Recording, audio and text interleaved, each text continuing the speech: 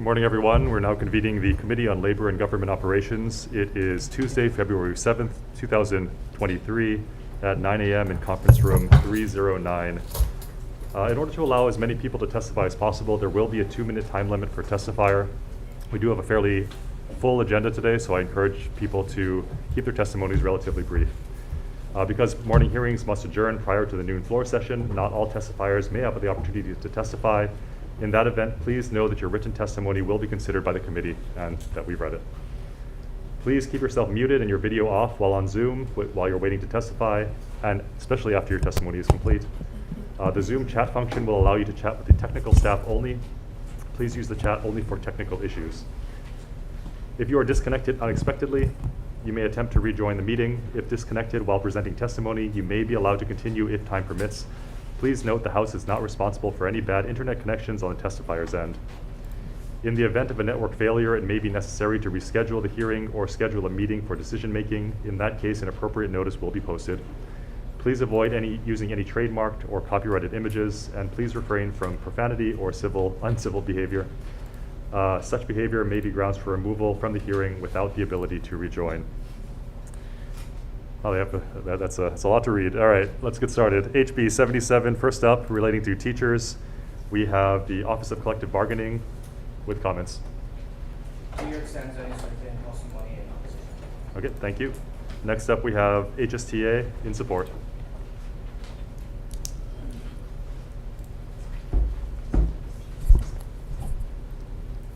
Good morning, Chair. Ready? My name is Andrea Eshelman. I am the Deputy Executive Director at HSTA, and I'm here on behalf of President Tue for HSTA. We do stand on our written testimony. Do want to highlight a few things. HSTA has been the exclusive representative for public charter school teachers for more than 20 years since public charter schools first were incepted.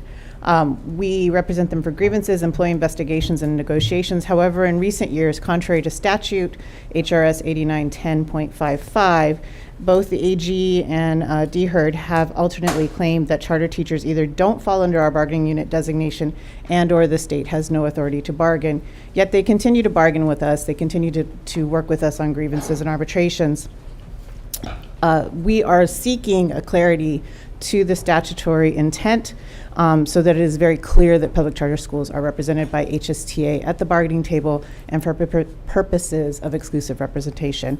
Therefore, HSTA requests the legislature clarify the language to fully acknowledge that legislative intent and inclusion in those charter school teachers in our bargaining unit. Thank you. Okay, thank you. Anyone here to testify on this measure? Anyone else here to testify on this measure in person or online? Please. Steve Feb for HGA. Thank you, Chair. Just a little bit more clarification, if we can. We Are you submit in support or? Well, it's with comments. Okay. Just that there's other bargaining units that have public school personnel. 1, 2, 3, 4, 6, and 13 of our bargaining units. So if you are to pass this bill, we ask that the clarification go for public school personnel in those bargaining units, not just bargaining unit 5. Okay. Thank you. Anyone else here to testify on this measure? Okay, seeing none, we'll move on. Oh, I don't have written testimony. I know you wanted to be here. I'm Richard Thomas, and Deputy Attorney General. Oh, yeah, please. Well, I'm sorry, any questions on this matter? Okay, go ahead. I don't think he's here to testify. I think he's here to just answer questions. Did you have a statement to make? No. Okay. Okay. Actually, my question's for the Office of Collective Bargaining. I'm sorry, I forgot. I did this thing too.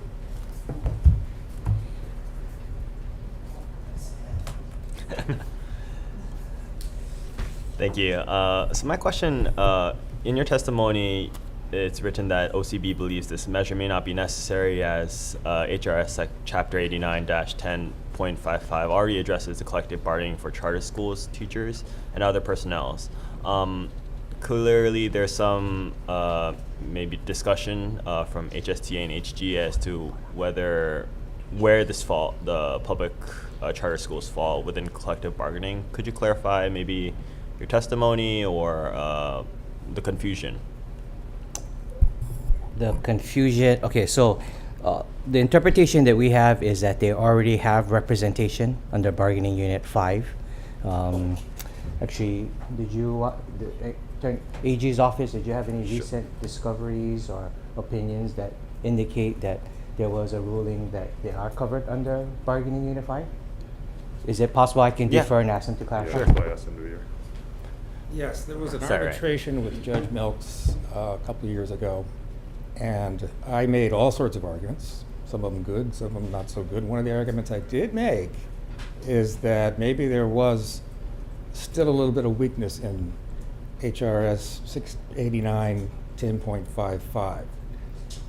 Judge Milks said, no, you're wrong. There's complete clarity. And since then, we have always told all of our charter schools, and I represent every single one of them, I tell them that their teachers are in Unit 5.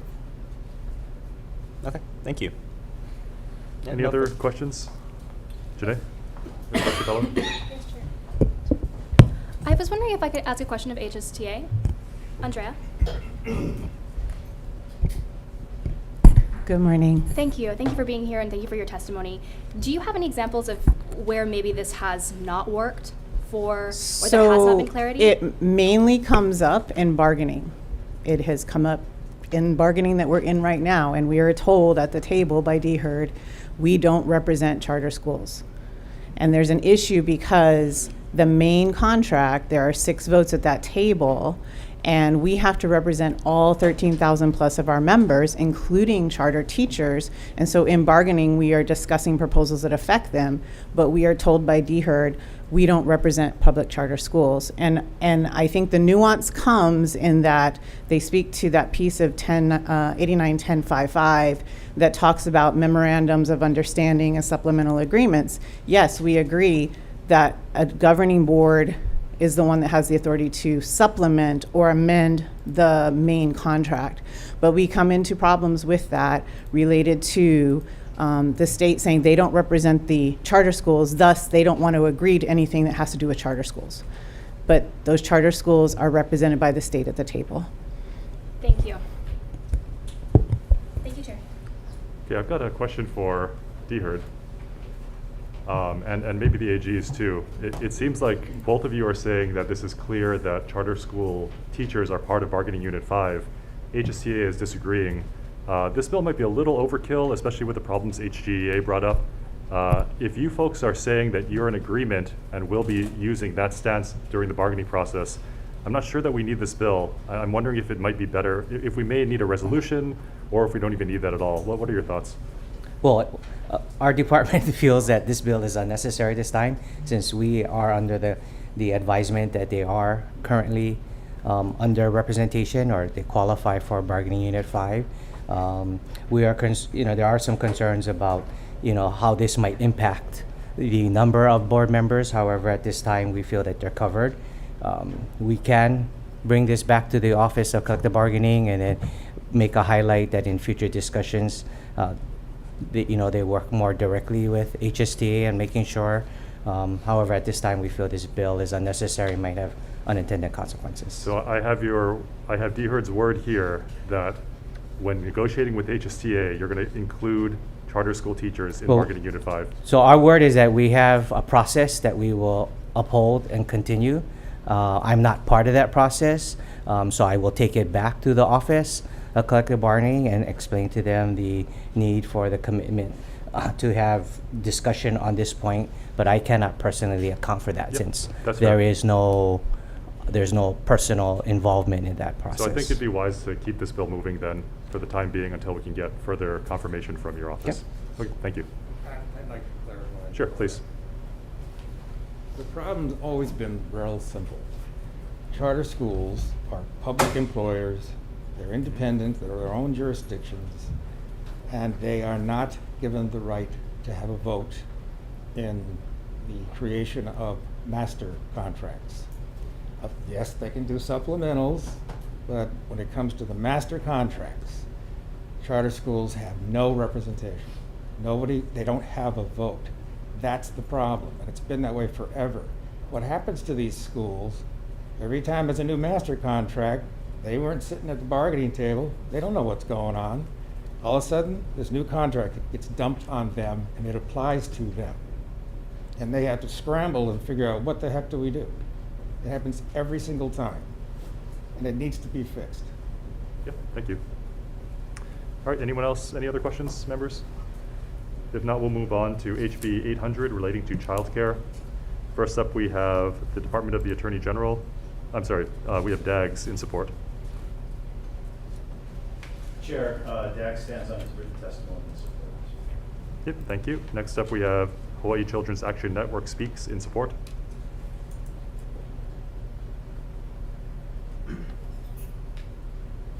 Okay.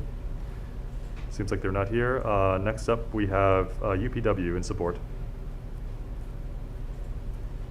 Chair Matiyoshi, Vice Chair Garrett, Kamakana Kaimaloa, Government Affairs Manager for UPW. UPW stands under strong support of this measure. Thank you for the opportunity to testify. Okay, thank you. Any other people here to testify online or in person on this measure? If not, members, any questions?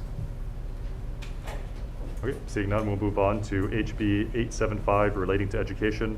First up, we have Department of Budget and Finance with comments. Okay, thank you. Next up, we have Department of Education in support.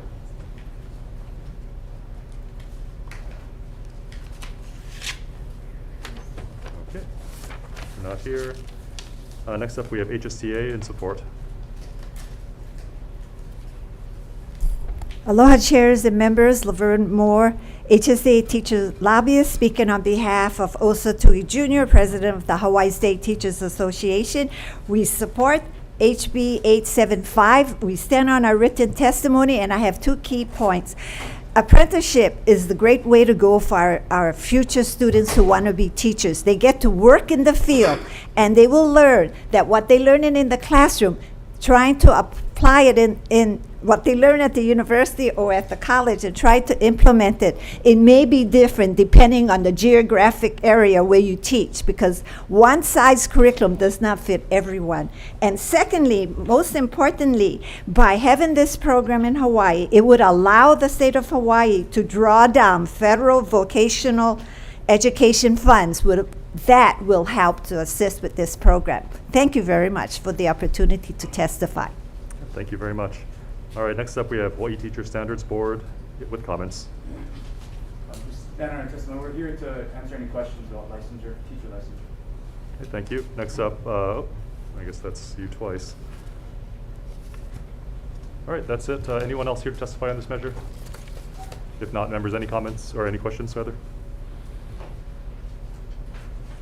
Okay, I don't hear any. I did have a question to DOE about federal funding, but I think HSTA just answered it. So we'll move on. But thank you for being here. Next up, we have HB 977 relating to purchases of health and human services. Largely housekeeping. We've got, first up, State Procurement Office in support. Good morning, Chair, Vice Chair, members of the Committee. State Procurement Office stands in strong support of this bill. Okay, thank you. Next up, DAGS in support. Chair, Vice Chair, DAG stands in support of this measure. Okay, thank you. Anyone else here to testify on this measure? Members, any questions?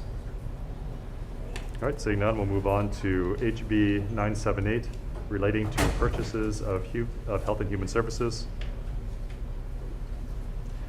First up, we have State Procurement Office in support. Before me again, the State Procurement Office stands in strong support of this bill. Okay, thank you. Next up, DAGS in support. Chair, Vice Chair, DAG stands in support of this measure. Okay, thank you. Anyone else here to testify on this measure? Okay, seeing none. Members, any questions? All right, let's move on to HB 1206 relating to a state permitting office. We've only got one testifier registered today, DAGS, with comments. Chair, Vice Chair, we stand on our testimony providing comments on this measure. Okay, anyone else here to testify on this measure? Members, any questions? Yes, Rep. Sayama. Yeah, just a question for DAGS. You mentioned process of certificate of occupancy for the state projects rather than this measure to create a state permitting office. Can you expand a little bit on the certificate of occupancy and how that relates to the permitting process? Yeah, certainly. Thank you, Chair, Vice Chair, and Member Sayama for that question. So as we mentioned in our testimony, one of the biggest issues when we do try to exempt ourselves from the county permitting process is at the end of the project, once it's completed, getting the certificate of occupancy from the county.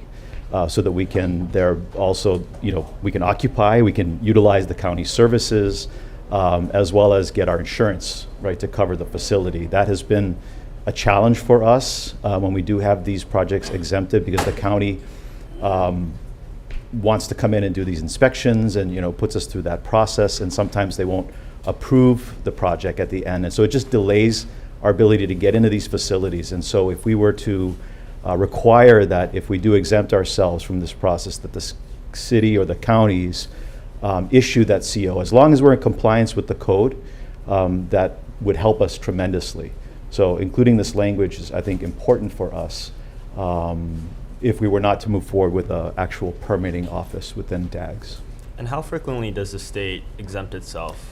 We tend to not do that because of this issue with the CO at the end of the project. It just ties up the project. It doesn't allow us to get into these facilities in a timely manner. But we have to deal with the long wait, for getting the permit from the city and the counties.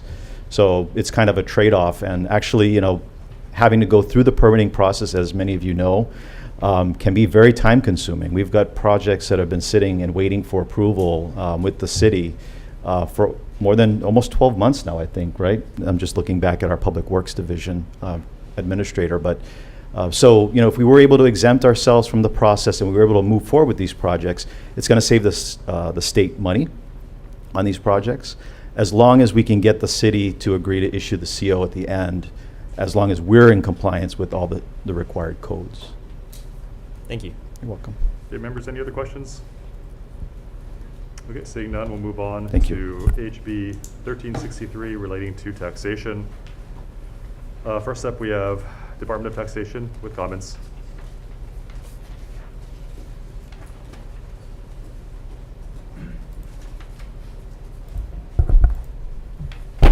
Good morning, Chair, Vice Chair, and members of the committee. My name is Shauna Ho, and I'm here on behalf of the Department of Taxation. Thank you for the opportunity to testify. The department stands on its written testimony and providing comments on this measure, and I'm available to answer any questions. Thank you. Okay, thank you. Next up, we have the Tax Foundation of Hawaii with comments. Should be on Zoom. Good morning, Chair, members of the committee. This is Jade McMillan on behalf of Tom Yamachika and the Tax Foundation of Hawaii. We will stand on our comments submitted on the measure. Thank you. Okay, thank you, members. I'm sorry, is there anyone else here to testify on this measure? Members, any questions? Okay, seeing none, we'll move on to HB 1409 relating to employee benefits. First up, we have DLIR with comments. Good morning, Chair Matayoshi, Vice Chair Garrett, and honorable members of the Labor and Government Operations Committee. Jay Butai for DLIR. We support the amendment to Hawaii Family Leave Law in this measure, but opposes the amendments to the Hawaii Temporary Disability Law Insurance. Thank you for the opportunity to testify. Okay, thank you. Next up, we have Hawaii Children's Action Network speaks in support. Should be over Zoom. Nope, Nicole Wu. Okay, not present. Next up, we have Todd Taniguchi in support over Zoom. Hi, can you hear me? Yep, we can hear you. Yes, I'd like to testify in strong support of this bill, testifying as an individual. So thank you, Chair and committee, for hearing this. I think from a personal point of view, it's really important for you to understand the particular difficulty that this bill is trying to address. Families whose children are in the NICU can spend weeks and months there. And for me, this is really a personal issue when it comes to working families, and particularly on the toll it places on mothers. My wife was working hard every day at the hospital. I was there with her. We're holding our baby every day, and that's what the doctors tell you your baby needs to be having a best chance of basically getting out and being healthy. And luckily, we were able to do that and be there every day. She barely slept during that period when my child was in the NICU for weeks and weeks. And part of the reason is that she was pumping breast milk every 2 to 3 hours, because that's what you need to do to keep your supply. And why this bill has an important gap to fill is that if you ask a doctor, well, is she disabled? Is she able to work? Well, okay, yes, she's not, but she's barely sleeping and she's spending 8 hours a day just doing something to keep her child in a good health, in a good condition, because breast milk is really important. And so if you're thinking about this from the perspective of how can I help families, it's really important to think that you're helping, father support the mother with the breast milk expression part of that ask that is placed on parents. You have to think that you can't have a grandmother do that, or a grandfather, or a family, or a friend help. Only the parents can really do what is being asked of them. And as the Section 1 of the bill talks about, it's really important for the baby's outcome, and it can actually shorten their hospital stay. So I think also important to remember that although it would add to the burden of TDI, it would also likely, for parents who can take advantage of it and do those two actions of holding the baby every day and providing breast milk for them, it would actually lower the healthcare cost overall. So it's worth thinking about this bill, taking it seriously. Obviously, it probably could be made better, but at its core, if it can help families not have to make a difficult decision between their job security, their finances, and helping their child get out of the hospital, it'll be a win for the child, the families, and ultimately both the cost from the employer or the payer's point of view, if you get out of the hospital sooner. So please support the bill if you can, or if there are issues that need to be addressed, let's please work together to address them. Thank you. Okay, thank you. Anyone else here to testify on this measure? Members, any questions? Rep. Sayama.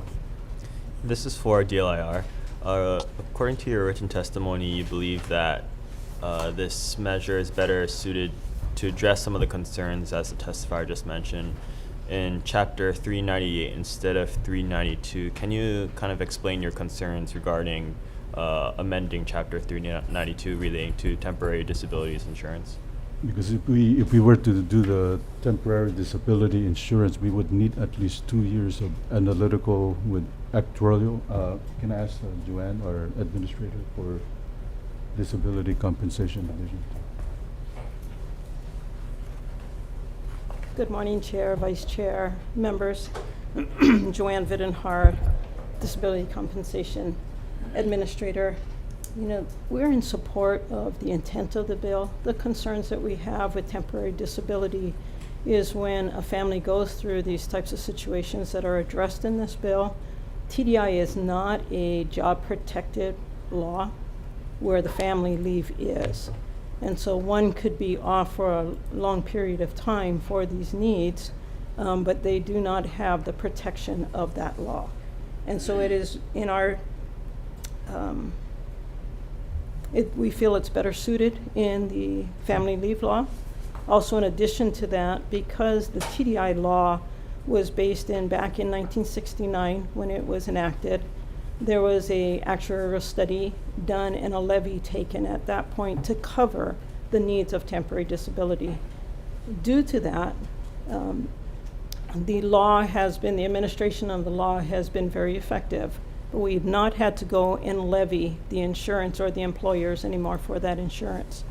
So if we were to change the timeframes or any of the benefits to add in the things that you were talking about, we would have to request an actuarial study to allow for what the benefits should be in consideration with any of the levy costs.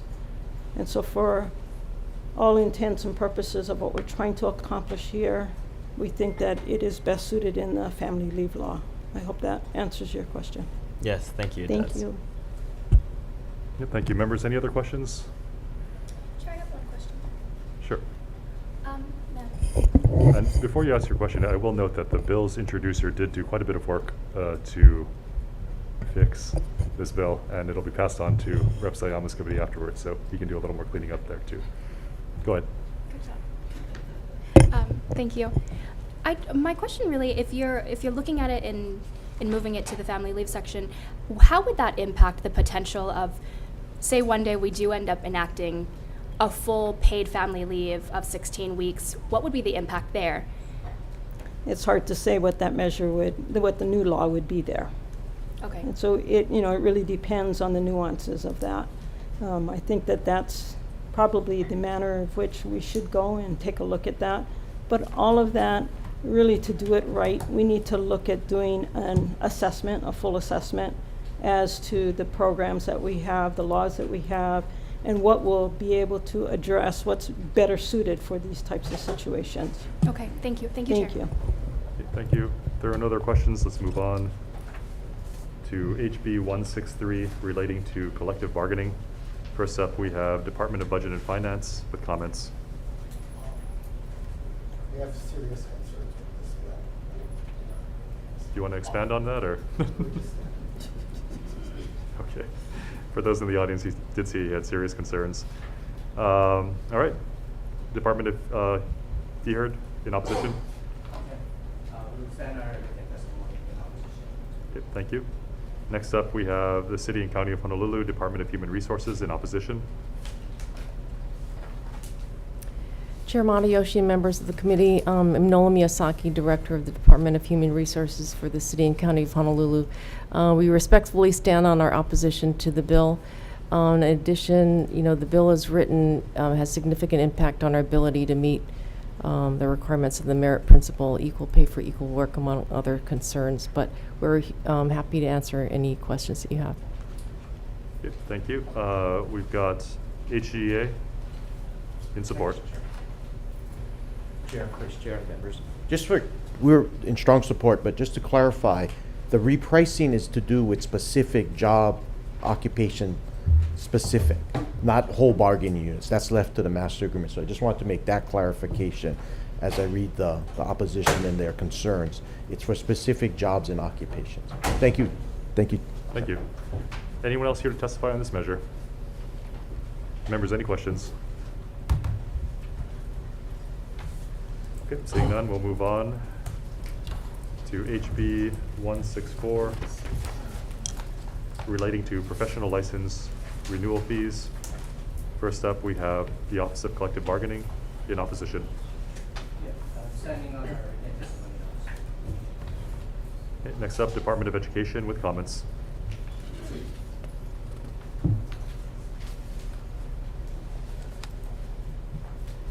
Okay, not present. Last up, HEA in support. Stand our testimony in support. Okay. Anyone else here to testify on this measure? Not members, any questions?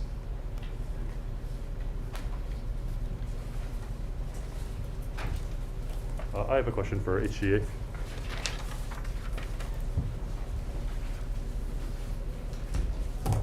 So some of the opposition testimony brought up that this is part of the collective bargaining process, which does concern me. Have license fees and payment for license fees been part of collective bargaining in the past? I don't believe it has. I don't believe it has. Okay, so it's never been brought up in collective well, bargaining and part of before? it is, sorry, Chair, I'll get back to you on that just to give you a clear answer. But part of it is the professions are in different bargaining units. So it's not specific to just one bargaining unit. So with that being said, but I'll get an answer back to you that whether this has ever come up before in collective Yeah, and I bargaining. understand this bill is more broad, that it would provide for all professional licenses, but I'm assuming that, I would guess that some bargaining unit at some point did bargain for professional license. And I think that might be this law would make it uniformity versus bargaining units to just specific bargaining units. Because if it's a professional license in the service of their state job, then we believe that the state should pay for it, you know, whether it's an engineer or something of that nature. But I'll get back to you if, and with any specific bargaining units that have put it in part of their collective bargaining. Okay, just to be clear, HGA is willing to give this up from collective bargaining? Yes, in light of this law, yeah. Okay, thank you. Thank you. Vice Chair? Office of Collective Bargaining, please.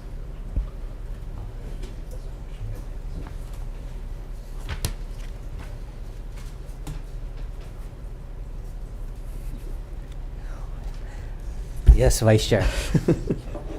Have you done a costing on this bill, of what the cost would be to the state if it were implemented? No, we have not.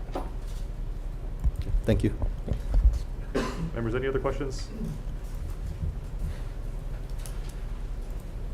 Other side of the table. All right, moving on, HB 165, relating to internal complaint procedures. First up, we have HGA in support.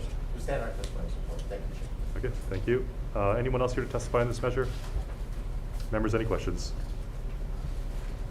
Okay, moving on to HB 167 relating to wages. First up, we have DLIR in support. Aloha, Chair, Vice Chair, and members of the committee. We stand in our testimony in support of this measure that will provide another remedy for employees in the construction industry to recover wages. Thank you. Okay, thank you. Next up, we have Subcontractors Association of Hawaii in opposition. Thank you, Mr. Chair, and members of the committee. I'm Tim Lyons with the Subcontractors Association. I just want to take a minute to point out that this bill has some very serious repercussions for subcontractors. The bill, of course, as you know, makes the general contractor responsible for the unpaid wages of subcontractors. A general contractor on a large job could have 19 or 20 different subcontractors, and for him to stay on top of the financial situation of each of those would be nearly impossible. Plus, there are many cases where the sub has a sub. So in other words, it's a sub of a sub. The general contractor may not even be aware of who those subcontractors are. We have listed on page 3 of our testimony the 15 different items that are now currently required for the sub to provide to the general. And adding to that, we think, is fairly onerous. The other repercussion that we see from this is a general contractor is going to be very careful about releasing any additional money to his subs until he's sure that every single one of the subs has paid every single one of his employees. We think the bill will drag out payment even worse than it is today. Some subcontractors don't get paid for 2 or 3 years after the job is even completed, and we think this could make it worse. Based on that, we are opposed. Thank you. Thank you.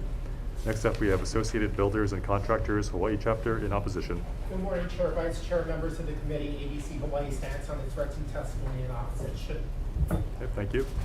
Next up, we have General Contractors Association of Hawaii with comments.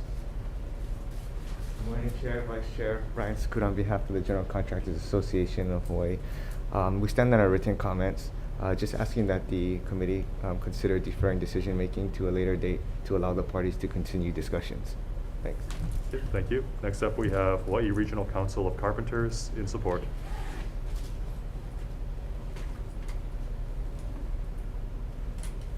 Not present. Anyone else here to testify on this measure? Members, any comment, any questions? Rep. Sayama. For DLIR. So, according to your testimony, under current law, the subcontractor is liable for any failure to pay their workers. Is that correct? Come again, Representative? So, right now, who's liable? The general contractor or subcontractor? No, it's not liable. It's no employer is liable for another employer. Okay. So, according to your testimony, this proposal seeks to hold a general contractor liable for any unpaid wages. That's correct, right? That's correct. Okay, so what does current HRS, if there's any dispute with regards to unpaid wages with subcontractors? Well, the law does not require an employer to pay for any unpaid wages of another employer.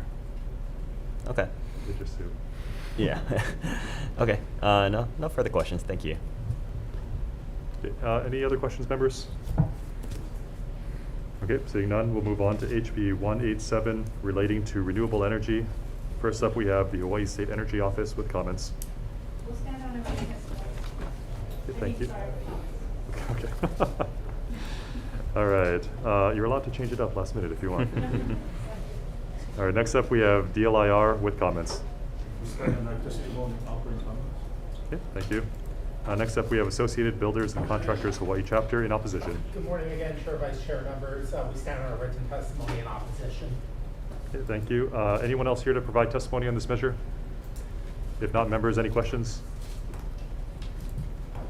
All right, seeing none, we'll move on to HB 257 relating to the Department of Human Resources Development. We've got one testifier here today, Deheard, in support.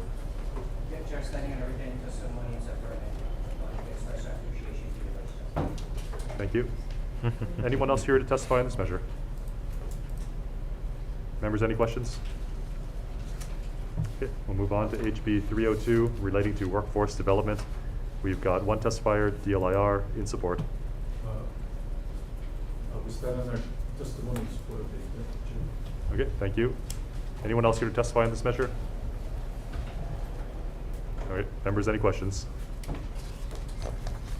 All right, seeing none, we'll move on to HB 333 relating to public employee compensation. First up, we have Department of Public Safety in opposition.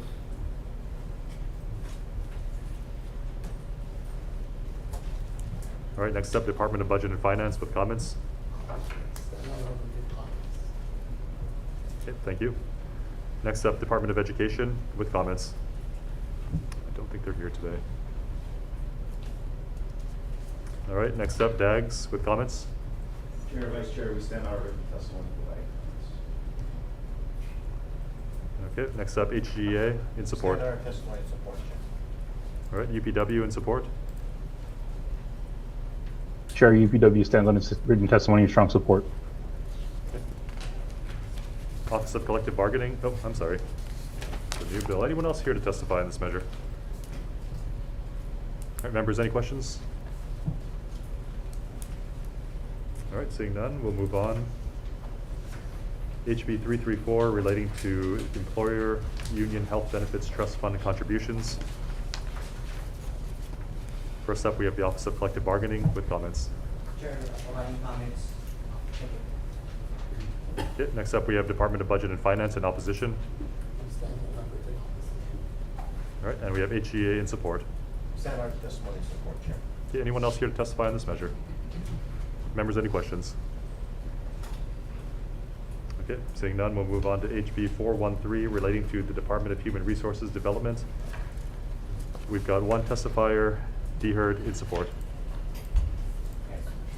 Standing in our written testimony in support. Okay, thank you. Anyone else here to testify on this measure? Members, any questions? Okay, let's move on. HB 542 relating to procurement. First up, we have State Procurement Office with comments.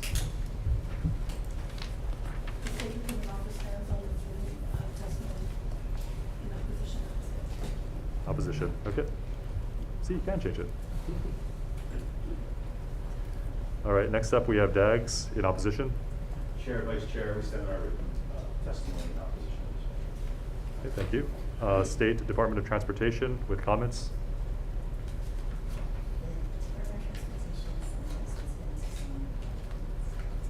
Okay, thank you. Subcontractors Association of Hawaii in support. You ran away. All right, painters, tapers, MRF, glazers, stab fund, floor layers, MRF in opposition. Good morning. Good morning, Chair, Vice Chair, and members of the committee. I'm Jeff Masatsugu, and I'm here this morning on behalf of 4 labor management cooperation funds, that is the unions and their signatory contractors. And that's for the painters, the drywall tapers, the glazers, and the carpet and soft tile layers. Chair, we're in opposition to this measure And while this measure is touted as being about expediting construction and lowering the costs of construction, that's not what this bill is really about, and that's not what it will do. It's really about allowing bid shopping, which is currently prohibited under federal law, under state law. For those members that don't know, before getting into that, I just want to say, we explain our positions in our written testimony, but what I wanted to do was explain to the committee members who may not be familiar with the practice of bid shopping. There's many ways it can happen, but I'll just give you a typical example. The general contractor who wants to bid on a state project solicits quotes from a subcontractor. And once he gets those quotes from various subcontractors, he submits it to his bid. Okay, and after he wins the bid, after he's awarded the project, he goes back to the subcontractor and says, I know you gave me a certain number. You said you could do it for, say, $10, but I need you to do it for $8. If you don't do it for $8, I'll go find someone else who will. Okay, now that is prohibited by law. And the ways we prevent that from happening is through the enactment of HRS 103D 302. The way we do that is we tell the general contractor, when you submit your bid, you must list every subcontractor you will use on the project. You must detail the scope of work of each subcontractor on the project. And that can't be changed. Okay? And because the subcontractor cannot be changed, the general contractor loses the power to tell that subcontractor, you have to do the work for less or I'll get someone else. Okay, and what we're looking at in this bill is a runaround to that protection for subcontractors. Okay, this bill is going to give the general contractor 24 hours after submitting his bid, but before the bid is opened, to make changes to his bid. Okay, and that 24-hour period is far more than enough for the general contractor to make changes. And perhaps one of the most insidious parts of this bill is that it's not clear if anyone will know if the changes are made, because as a practical matter, the general contractor could take their bid down to the procurement officer and drop it off. But then 2 hours later say, oh, you know what, I need my bid back. I need to make a change. I'm going to change one of the subcontractors. And in that 2 hours, he will have potentially bid shopped some of the subcontractors. And I just want to point out, too, that bid shopping doesn't save the taxpayers money. It actually increases costs for the state. Because if you're a subcontractor and you know you're going to be bid shopped, what are you going to do? You're going to increase your price by the amount you think you're going to be bid shopped. And if all the subcontractors do that, what's going to happen to the price of the project? It's going to go up by whatever price they're being bid shopped. So that money that the general contractor saves by threatening to use another subcontractor or actually getting another subcontractor, it doesn't go to the taxpayers. That stays in the general contractor's pocket. So the state doesn't save money at all from that practice. So there are some other things that, some other bad things that could happen because of bid shopping. I could go into them if the committee so desires. But I just want to reiterate that we stand on our written testimony in strong opposition to this measure and ask the committee to defer this indefinitely. If the committee has any questions, I'll try and answer them. Good, thank you. If I have time, Chair, can I address one more point? Yes, go ahead. How much time? I don't know if I've gone over my 2 minutes. Oh, I'm sorry, you're over time already. Okay. Someone might ask you. Thank you. Thank you. Next up, General Contractors Association of Hawaii, in person. I'm sorry, with in support. Morning, Chair, Vice Chair, members of the committee, Ryan Sakuda on behalf of the General Contractors Association of Hawaii. So the purpose of this bill is to reduce the amount of frivolous bid protests regarding subcontractor listing. One agency described the scene at bid opening as general contractors will examine subcontractor listings of bidders who submitted lower price bids and will photograph those listings. They will then go to the professional and vocational licensing website, check the licensing information for those subs with the hope of finding technical flaws to protest on. We are hopeful that this measure will address this. The GCA and Subcontractors Association have finally compromised in a model that has the potential to reduce these protests.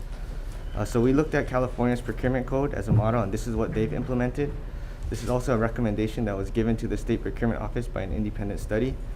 So for these reasons, we hope the measure moves and allows the parties to continue their discussion to help address this long-standing sub-issue. Thanks.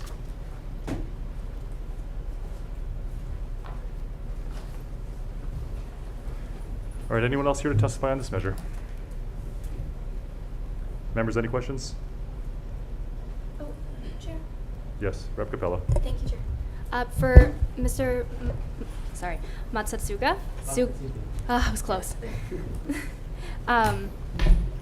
You had mentioned you had another point.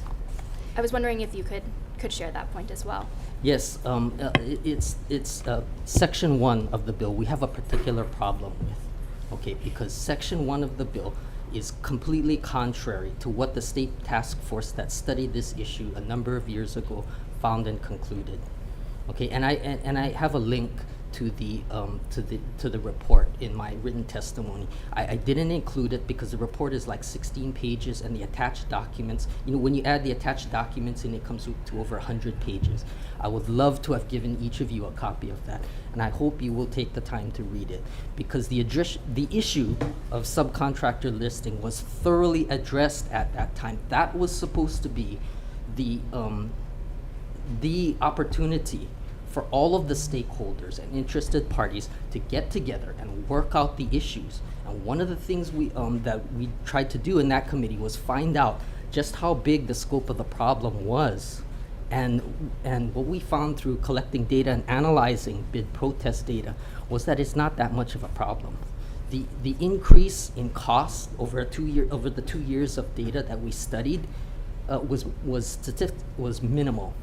In 1 year, I think it was 1/3 of 1% of a cost increase. In the second year, it was 1/100th of 1% of a cost increase to the state. So this idea that it's costing too much or it results in delays is just not supported by the results of that task force. And GCA and all of the other stakeholders participated in that task force. So there's no reason why anyone should be coming back now saying it's a problem, because it's been shown not to be a problem, unless there's some other data that some other new data that is now being presented. It's already been studied, and we know the answer to that. Thank you, Chair. Yeah, thank you. I will note that report is about a decade old. General contractors, could you come up and comment? I believe in your testimony you mentioned that this mirrors a California law, or maybe another state's law, and that there was some kind of footnote recommending this in a different report. Yeah, so the previous testifier, I think, is talking about a report from 2013. We're citing a report that was given to the legislature in 2021, which states that there are 60% of all procurement protests, whether it's construction or goods or services, have been the result of the subcontractor listing. The majority of all procurement protests are subcontractor listing issues. That report then issued a note saying that one of the suggestions would be to model California's procurement code, which allows 24 hours to amend for typographical errors and immaterial changes, so that hopefully you can get rid of some of these frivolous bid protests. Thank you. Members, any other questions? All right, if not, I've got a couple. It might be for DAGs, it might be for state procurement. Your choice. Both of your testimonies mentioned that there already exists in HRS and HAR the ability to correct immaterial or minor changes. I did do a little bit of poking around in both statutes. It looks like there are caveats here, not prejudicial to the interest of the public or to fair competition, and so on and so forth. How often are these, well, A, how often are you approached or how often are requests made to correct these immaterial changes? And then B, how often are they granted or denied? Good morning, Chair. Thank you for the question. Actually, I would have to defer to DAGs because they are the ones who most often do these construction type jobs. Okay.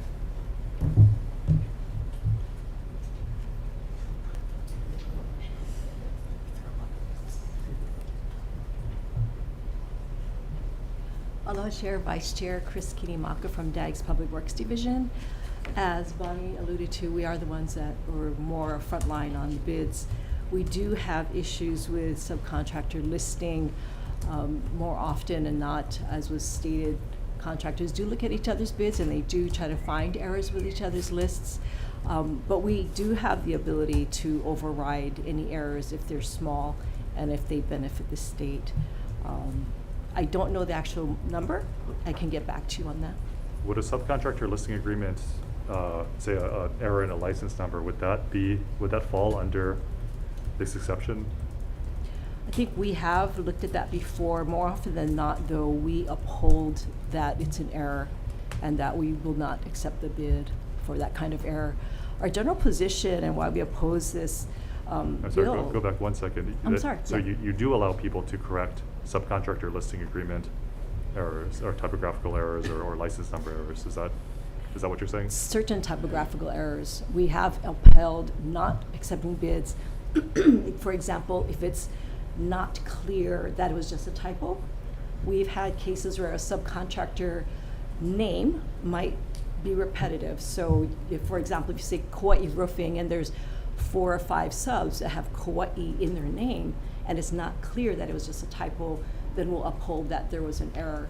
If it's clear that it was just a little digit off or that there is no other sub, we might accept that as beneficial to the state and take the bid. Okay. Yeah. Did you have anything? I'm sorry to cut you off. Did you have anything else you wanted to add? No, just generally that we're opposing this because we do believe that the general contractors should be upheld to their performance of putting together accurate bids. Adding another 24 hours is like adding another buffer to go ahead and do work that we believe performing contractors should do upfront. And so nothing is stopping them. We do get bidders that submit accurate bids. It's not impossible to do. Mahalo. Okay, thank you. Is DOT here? In your testimony, you described that you received, and I'm quoting here, many bid protests, but you are also saying that the errors are correctable under statute. I'm wondering, it just seems to contradict itself. If there are many bid errors, or if you're receiving many bid protests, but they're all correctable under statute, what's going on here? I mean, are they being denied the ability to fix it already under statute, or is this statute effective? Right. Sometimes I think I was alluding more to the administrative rules and the obvious mistake. So, say, I think in the administrative rules it enumerates, things that are an obvious mistake or things that you can waive, like maybe it's the bid being signed, and then I think there's like Office of Administrative Hearings decisions that say if there's a construction bid bond that's attached to the bid, which of course is a requirement, that's intent for the contractor to be bound, and so there isn't a signature that's required. I think you're absolutely right. We do receive a lot of bid protests based on the subcontractor listing, but we don't require, I guess, the subcontractor license number to be listed in the bid. It's just the subcontractor name and the nature and scope of the work. And so I think, although the Office of Administrative Hearings aren't precedents, those are like practically what we kind of look at when we make these determinations. Okay, about how many do you think you receive a year? So I used to be the contracting officer for 4 years, and during that time, I think we received 130 bid protests, and I want to say about 60% were probably construction. And although protests run the gamut of like what I guess the protester includes in their protest, subcontractor listing is often a component of most of the protests. So about 160 over the course of 4 years. 130, so 130. 60% of that. Okay, thank you. Thank you. Any other questions, members? Okay, thank you. All right, let's move on. HB 564, relating to the Department of Human Resources Development.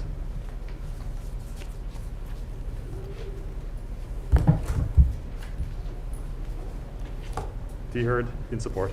Yeah, Chair, we're assigning our written testimony and strong support. We appreciate the author wanting to modernize our system. Okay, anyone else here to testify in this measure? Members, any questions? I do have one for DHERD. This bill creates 2 new positions for basically tech positions. I'm wondering if, can these 2 positions be used for UI upgrades as well? The you mean in the technical realm? The notion behind the 2 position was they're going to be IT specialists to help integrate both network and computer upgrades throughout the department, and then also upgrade and integrate the application processes to try to limit paper use and expedite the process. So it depends, if you're talking about UI claims in regards to helping modernize it so we can become more paperless and expedite the process, that would be the intent. Okay, and the reason I'm asking is because when I talked to DHERD previously, you folks had requested about 36 million in addition to the 40-ish that you got last year, and also 4 positions. So I'm wondering if the 4 positions, if 2 of those could be used for, if these 2 positions could be possibly substituted in for those 2 to upgrade the system itself. No, these would be in addition. And again, they're IT specific, specialized in helping integrate the system and upgrading the our floors in SOT to be able to modernize and address some of the technical delays. In addition to our other requests, we have requested positions to specifically targeting recruitment, retention, and some of those other areas. But we feel that in order for us to address the modernization, we would need IT specialists. Okay, thank you. Thank you. Any other questions, members? Okay, if not, let's move on to HB 572, relating to administrative rulemaking. First up, we have nobody. We do have testimonies in support from SHOPO and the League of Women Voters of Hawaii. Anyone else here to testify in person on this measure? Seeing none, members, any questions? All right, if not, we will move on to HB 874, relating to collective bargaining. First up, we have Department of Budget and Finance in person with comments. Okay. Next up, we have the Office of Collective Bargaining in opposition. Sending on a recant for somebody. Thank you. Next up, we have the Attorney General's Office with comments. Good morning, Chair Matayoshi, Vice Chair, members of the committee. The Department of the Attorney General just wants to recommend that this bill be identified as a law of statewide concern in order to avoid any constitutional issues. Thank you. All right, next up, we have Academic Labor United in person in support. Aloha Chair, honored representatives. My name is Kavana Ulo Kala Kapahua. I'm the chair of Academic Labor United. We're the collective of the majority of graduate assistants at the University of Hawaii, currently organizing to seek our collective bargaining rights that have been denied to us for several years now. Thank you for this opportunity to testify. We stand in strong support of this bill. As you know, this bill will create a collective bargaining unit 16 for the graduate assistants at the University of Hawaii, and this bill does not seek any additional appropriations or any money attached to it. Graduate assistants are crucial employees at the University of Hawaii. We teach classes by ourselves very often, meaning that we do all of the teaching and grading for classes, as well as curriculum design, syllabus creation, and meeting with students outside of class time to ensure their academic success. Our research brings in millions of dollars in grants to the university. We work crucial areas of research for the university, such as the UH Cancer Research Lab, and currently the ongoing water sample testing from Red Hill, of which we are the only qualified people on island to do that testing. There's no EPA lab on island, and the university would not be able to do this, this water sample testing without the labor of our graduate assistants, and they benefit greatly from that relationship they now have with the military to do that. We also work in offices like the Native Hawaiian Student Services Office and the Center for Disabilities to increase access to education for all types of students within the state. Graduate assistant unions have existed for over 50 years. We're not seeking to depart from the norm. We're seeking for Hawaii to join the norm. Before you is an opportunity for Hawaii to catch up to 18 other states that recognize public graduate assistant unions. The NLRB, the National Labor Relations Board, has consistently ruled again and again that it is unjust to exclude these public employees from collective bargaining rights. There are over 80 graduate assistant unions in the United States already. So we would not be the first. We wouldn't even be the first handful. Of those include the entire University of California system, the University of Washington, University of Iowa, Florida State University, and University of Rhode Island, to name a few. Many of these are peer institutions or benchmark institutions to which the University of Hawaii is compared. Throughout the most recent COVID pandemic, hundreds of our coworkers, including myself, caught COVID. And because through our contracts with the university, we're determining sick leave were all of 5 words saying GAs do not have sick leave, 100 of us had to continue working while sick with a deadly pandemic causing illness, because if we didn't, we had no sick leave, we would face termination, we'd face loss of wages, and that's just not possible if we want to continue putting food on the table and surviving. This is also of great concern to many of our international graduate assistant workers, because for many of them, graduate assistantships are the only type of employment they are allowed to have under their visas, which means many of them who have families, I'm thinking of one in particular, his name is Savoon, he works in the Center for South Asian Studies. He has 2 children, and he's the only member of his family who's allowed to seek wages and work. He has to survive on a wage of $19,000 a year for his 2 kids who he has to put through school, he has to give health care to. And of course, the university has said for years they're going to remedy this situation, but because they're not contractually obligated to us to do so, or are not legally obligated, they don't have to. Another failure of the university that a union could help address is the failure to mitigate sexual harassment on campus. 1 out of 6 graduate assistants or graduate students at the University of Hawaii at Manoa experienced sexual harassment. At the University of Hawaii at Manoa, harassers were significantly more likely to be faculty and staff were significantly more likely to be offenders than at other campuses. And in the 2021 Campus Health Survey, it was found that offenders against graduate students were twice as likely to be faculty or staff than they were to be against undergrads. This is because of the incredible power dynamics that exist between supervisors and our graduate assistants. Our supervisors exercise complete authority over our working conditions, our workloads, our hours, as well as our pay. They often write the grants themselves that provide for our employment.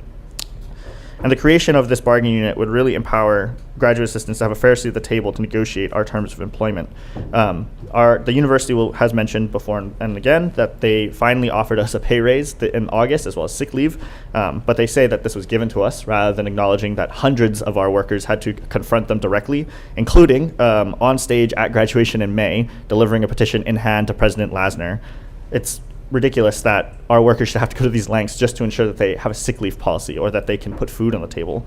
And this bill remedies that by ensuring that we have the power that's been denied to us to negotiate for our working conditions, to have a seat at the table, and ensure that these crucial education workers that educate the future leaders of Hawaii and almost anyone in here who's had a student or a family member go to the University of Hawaii, ensuring that their labor is protected and that they have means to succeed in educating us. Thank you.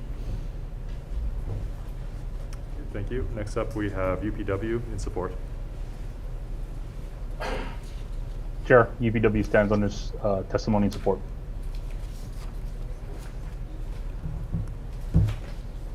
Okay. Next up, we have a number of individuals in support. I'm going to try my best. Leif Selvison in support. Aloha all. Thank you for the opportunity to testify. My name is Leif. I'm a teaching assistant at the University of Hawaii. There are many reasons why we need our union, but I'd like to speak at a short length on the issue of grievances. As Kavena discussed, many of our workers face harassment. I have personally faced issues of harassment at the University of Hawaii.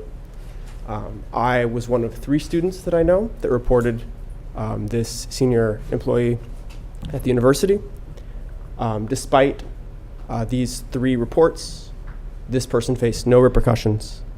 The university is either unable or unwilling to meet our, I think, critical needs around this issue. Our union holds issues of harassment as a core principle to work against, and I think it is crucial for our students' needs, both our students and ourselves, to have our union be able to represent us in facilitating a better grievance process at the university. Thank you. Thank you. Next up, we have Matthew Miller in support. Hi, representatives. Thank you for listening today. My name is Matthew Miller. I am a graduate assistant and student at University of Hawaii. I support HB 874 to secure the right for all 1,500 plus graduate assistants in UH to collectively bargain. As an MS student in meteorology, I do a lot of research on severe weather and the impacts of climate change on our islands and our community here. I don't know if you remember last December when Waikiki flooded, Hanalei flooded, Kaupo flooded, Pearl City flooded, and millions of dollars of damage occurred in the span of 3 days because of a storm system that we don't fully understand, and we don't fully understand how it's going to change. Our research, our lab, has the potential to save lives and millions of dollars in the work that we do in severe weather. But I'm really scared for my capacity to be able to continue. My fellow grad students, my coworkers, my colleagues, my friends, we all make at least $11,000 under the Honolulu County living wage, with some of my friends making under $25,000 a year under the living wage. And it's disheartening to know that like one rent hike, one period of higher food costs, one visit to the emergency room would be like the end of my scientific and personal dream. If we can't support ourselves, all the work we do in severe weather and disaster management, future climate prediction, all of that's going to disappear. And I really want to help prepare my community for the future, but I can't do that if I can't survive. So I am really asking for your help to pass HB 874 to enable workplace negotiations that will find resolutions to these issues and stop excluding this category of workers from this right. We want to pursue our dreams and help the communities, and we want to do it with dignity, and we need your support to make that happen. So thank you for your time. Okay, thank you. Next up, we have Jun Shin in support.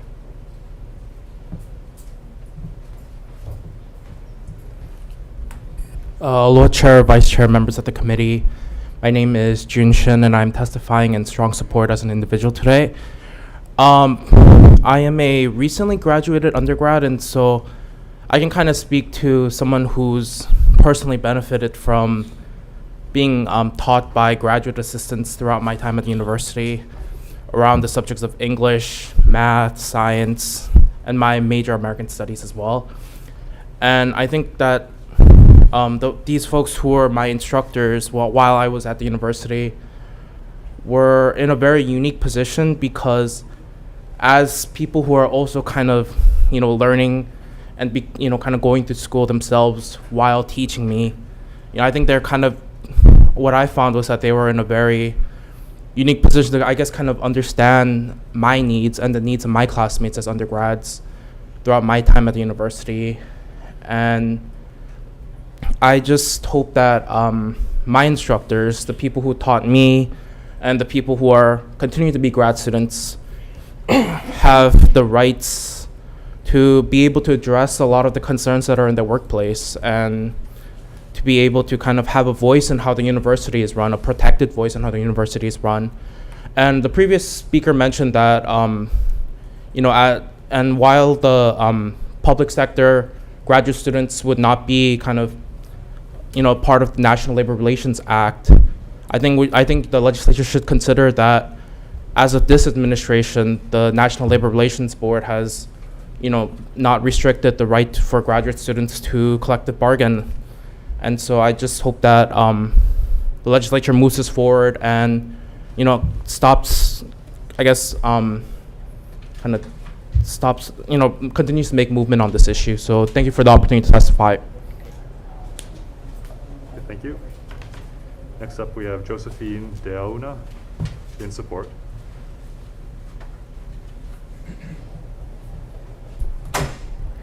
Morning, everyone. I'm Diane. I am a PhD candidate, and I'm a graduate research assistant at the University of Hawaii at Manoa. I was born and raised in the Philippines, and I'm currently studying the effect of climate change on the North Pacific Ocean. For me and many other graduate student workers from developing countries, this is not just a dream come true, but a ticket to a better life. We pay bills, we pay taxes, we are expected to help our families back home, and we want to do so just like any other immigrant, albeit temporary, who has made a life here in Hawaii. And yet under state law, we're not considered workers, and so we're not allowed to enjoy the rights afforded to them. Given the nature of our stay in this country, where our visas are reliant on our employment status, it's not surprising that international students very rarely give voice to our concerns. We avoid any source of conflict that might lead to losing our status, or worse. We do as we're told even when our working conditions become way less than optimal. And if we had a union, all of this need not happen. A union would ensure that we would be paid on time with salary commensurate to our labor, and we can express our grievances without fear of retribution. We would be afforded a safe space to comfortably discuss our rights, to fight for them, and to advocate for our welfare. Take note, all of these goals, they're in line with the universities. In 2019, UH Manoa was ranked one of the most diverse universities in the nation, a fact that administration took pride in. Diversity is a measurement of success, as well as a driver of success. This is a direct quote from Provost Michael Bruno in response in an official statement. Improving the lives of international student workers attracts talent from all over the world and elevates UH status as a research university. I hope that this committee, itself a diverse body of legislators, finds all of this a compelling argument to grant collective bargaining rights to the graduate student workers of UH Manoa. We're counting on your help to pass HB 874 so that countless international students, both here in the present and all those who are dreaming to be so in the future, can thrive as they contribute to UH success. Thank you for this chance to speak. Yeah, thank you. Next up, we have Neil Tupas in support. Good morning, Chair, Vice Chair, and members of the committee. My name is Neil Tupas, and I support Bill HB 874. The graduate assistants in University of Hawaii should be able to bargain collectively if they choose. I used to work at a fish processing plant, making poke and cutting sashimi that was sent to the supermarkets, Times, Foodlands. We didn't have a union, and it wasn't the best job. But the last straw was that when we found out that a new guy that was hired was making more than the guy who has been working there for 5 years, and then we decided to form a union. It went all the way to a vote with NLRB, but we lost the vote. The company had one-on-one meetings and scared a lot of people into voting no. I think the UH graduate assistants are in the same situation. In the work that they do, there are real concrete problems that is becoming an obstacle for them to do their jobs. Problems that their bosses are not fixing and are completely ignoring. I mean, if your boss is not helping fix a problem that's happening where you work, you don't really have much other recourse to fix it. And I think it has come to this, that the university has problems and it's not being fixed. And when the graduate assistants try to fix it, they cannot also because they are not allowed to form a union and organize and work collectively to fix these problems. Thank you for listening to my statement. And just like other graduate assistants in other states in the United States, as mentioned by the first speaker, and other people also in general, the UH graduate assistants should be able to work together and collectively bargain if they want. Thank you very much. Thank you. Next up, we have Gabrielle Stedman in support. Good morning. My name is Gabrielle Stedman. I'm a graduate assistant at the University of Hawaii at Manoa, studying the effects of deep sea mining. I strongly support HB 874 to secure the right of all 1,500 graduate assistants in the UH system to collectively bargain. I stand on my written testimony and would like to provide further detail this morning. We graduate workers are here to learn and give back to education in the form of fundamental services to this university. And quite frankly, the UH system has taken advantage of as cheap labor for far too long, while access to our rightful resources as contributing members of this state institution have been continuously gatekept from us. Too many of us can tell you a story directly affecting us or our colleagues regarding harassment, workplace violence, and unsafe or hazardous working conditions. I, for one, have had personal experience with exceptionally prolonged carcinogenic chemical and UV exposure in lab work conditions and over 48-hour working shifts at sea for over 60 days straight. To complicate this further, there is a power structure affecting graduate workers, and retaliation is common in these abusive situations. For example, I have been gatekept from opportunities and sabotaged for trying to protect myself. When I tried to work within the UH system to amend this abuse, the protection of faculty and staff was always favored over my own, and I was provided few actionable steps that didn't harm my position. The UH system has avoided any responsibility for longstanding abuse to graduate workers for decades. I urge you to listen to the stories and grievances of UH graduate workers. Education, ideas, dreams, worth, and safety should never be compromised by a need to navigate around institutional abuse. Please pass HB 874 to enable workplace negotiations that will find resolution to the issues we public employees of the University of Hawaii face universally. Thank you for your time. Thank you. Next up, we have Jason Alexander in support.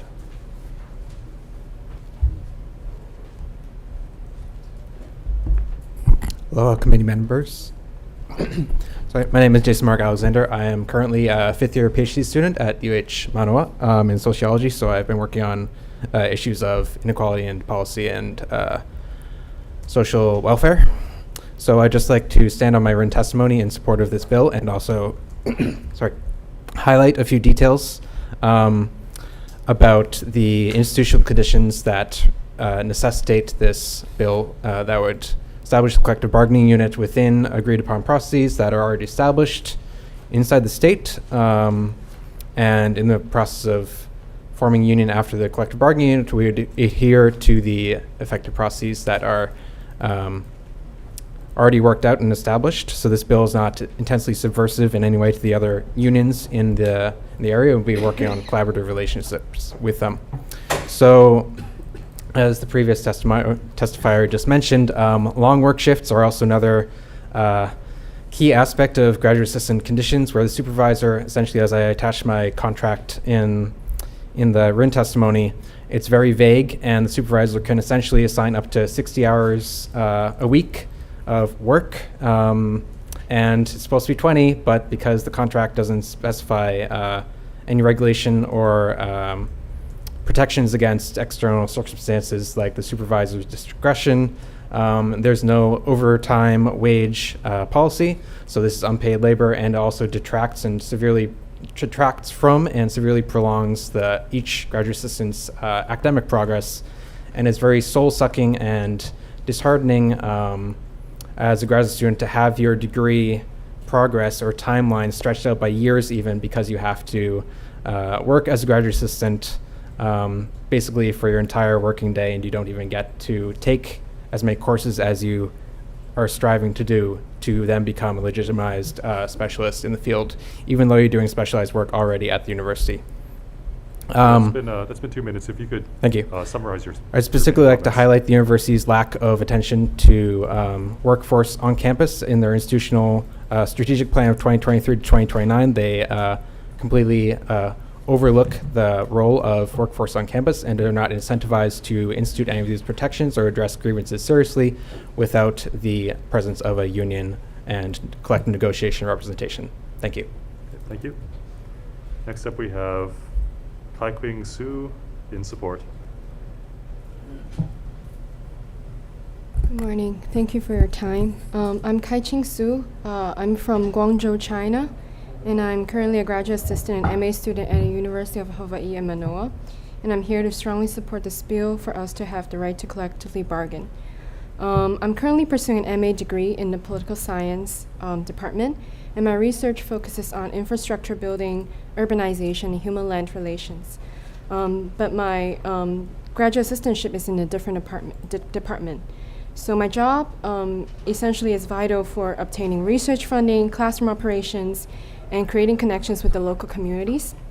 However, sometimes I'm asked to step up and lead classes and discussion that is not my own specialization or my own field.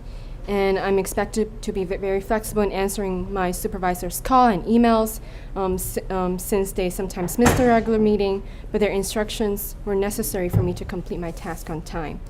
So these are the things that I'm capable of doing as a person, but way beyond the expectation as a worker. Though my estimated workload is 20 hours per week, I have to spend extra time and extra energy to go through every week. Sometimes, as my colleague Jason just said, it's very overwhelming that we forget that we are also a student, and then we need time to write and think and produce what is meaningful to us in our professional career. I'm also speaking here as an international student coming from China. I've been studying in the US for more than 5 years, and it's been a privilege to pursue a degree and my academic passion here. And I cherish and work very hard for this opportunity. It was economically challenging for a lot of us just to arrive in the US. I know some friends who had to sell their houses and borrow from friends and family in order to get here, and that's just the beginning of the challenge. Meanwhile, as a J1 status student, I'm prohibited from working and earning an income outside of the university, or if the position is unrelated to my intended program. So this means that internationals don't get to have legally have other forms of employment. So our graduate assistantship is our only source of income to get by in Honolulu. And since we are foreigners, even though some people might say this is too dramatic, but the fear of deportation or revoked visa or any kind of consequences are very real.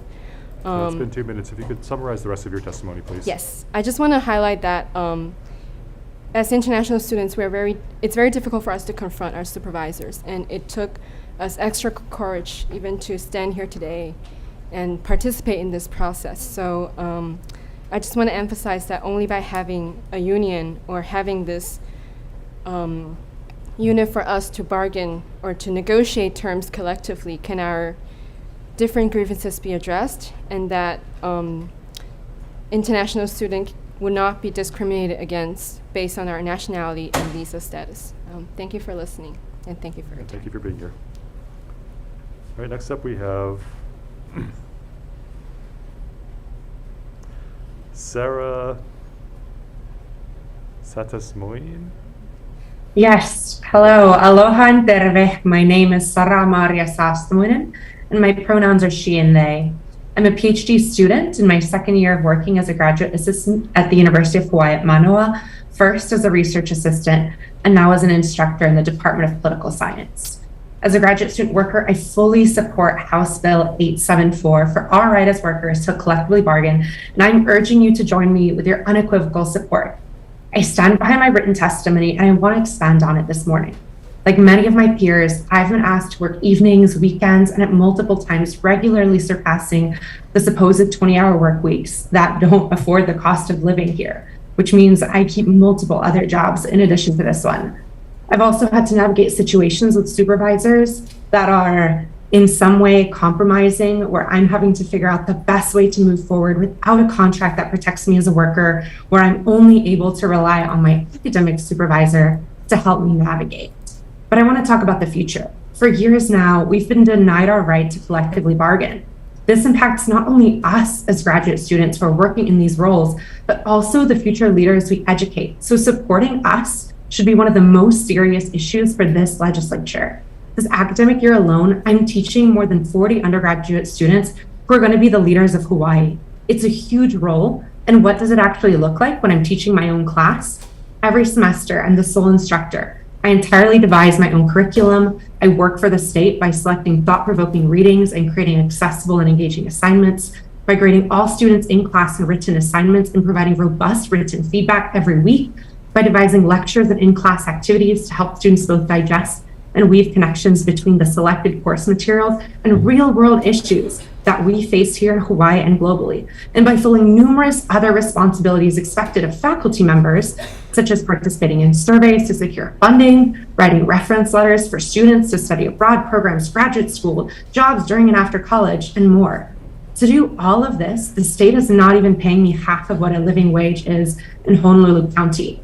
As the instructor of your children, your future leaders, I make less than $22,000 a year to pay rent, to cover utilities, to feed myself, not to mention healthcare, clothing, or any paid time off to rest.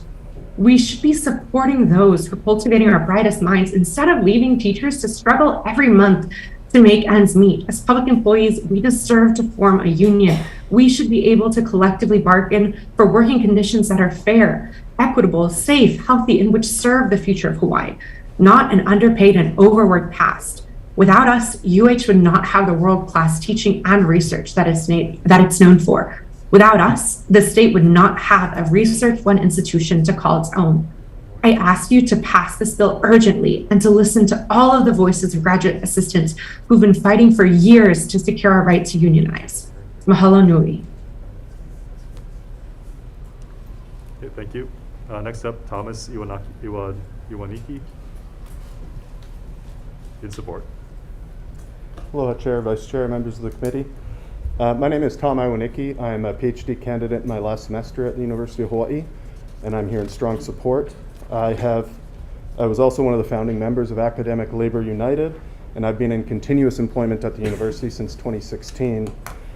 I have taught hundreds of students. I've published my research. I've secured more than $100,000 in research funding and fellowships from outside of the state, contributing to the local economy. All the while, I'm 60% rent burdened with virtually no disposable income, often negative income month on month after basic needs are met. And I consider myself exceptionally privileged. That's why I'm here, because you shouldn't need to be privileged to attend a university, get a higher degree, and do the work that literally makes the university run. I know too many hardworking and brilliant friends who are literally scraping by just to make ends meet. One I can think of has taught as a teaching assistant and has to secure 2 additional off-campus jobs in high COVID exposure environments where she's been reinfected by COVID 3 times, all while the university refused to have sick leave policy throughout the pandemic. Another established clear boundaries with an abusive boss and lost 2 years of his work and intellectual property in retaliation with 0 recourse. Another was gaslit and harassed to their breaking point and just left science altogether. And this is a tragedy. These issues aren't unique to UH. As Kavena pointed out, there are grad unions across the United States with collective bargaining contracts, and these contracts can remedy some of these issues. And so what we're just asking here today is to clear a path for us as public employees to collectively bargain so we can look at our bosses at the bargaining table and get fair wages, safe work conditions, sick leave, intellectual property protections, among others. It'll make UH in the state a more just and equitable place to do research, teach, and learn. Mahalo. Okay, thank you. Next up, we have Luis Del Severia in support. Should be over Zoom. Nope, not here. Okay. Last, we have Megan Harden in support. Hi, everybody. Thank you for the opportunity to testify in support of House Bill 874. My name is Megan Harden, and I'm a PhD candidate at UH Manoa in the Department of Geography and Environment. So for my first 2 years at UH, I was working as a teaching assistant. So in a class called Geography of Japan, I taught 140 students. In a class called Geography of Hawaii, I taught 140 students again. And then for 2 semesters, I taught a total of 400 students in World Regional Geography. So that means that for 700 students over the course of 2 years, I was responsible for creating and evaluating assignments, for providing personalized feedback and remediation plans to my students, and even delivering lectures and creating course content for every single student in the classroom. These tasks are pretty typical of the kind of labor that we provide as graduate and teaching assistants. I was compensated for this labor with about $1,500 per month for providing this labor to 700 different students. And I think this is a pretty relatively typical compensation level as well. In 2020, my grandmother passed away from COVID, and it was up to the goodwill of my supervisor to allow me to take leave from class in order to virtually attend her to attend her funeral through my brother's phone, which was in his shirt pocket. Last year, when my health insurance and health needs changed and I was changing my health insurance, it took 3 months for that health insurance change to be properly processed, which coincided with the time when I started having random fainting spells. It turns out it's hard to teach when you're unconscious, and it's also really scary not to know whether I'm going to go into debilitating medical debt for seeking medical care. Collective bargaining units can make sure that situations like these don't depend on luck or the goodwill of supervisors, but rather on the rights that we have as workers. I'm now a lecturer at UH Manoa, which means that I have a TA assigned to me. And so I'm kind of on the other side of things. And it falls entirely on me to make sure that my own personal baggage, my own troubles, my own cranky mornings don't result in an unsafe, unsupportive, or hostile work environment for my teaching assistant.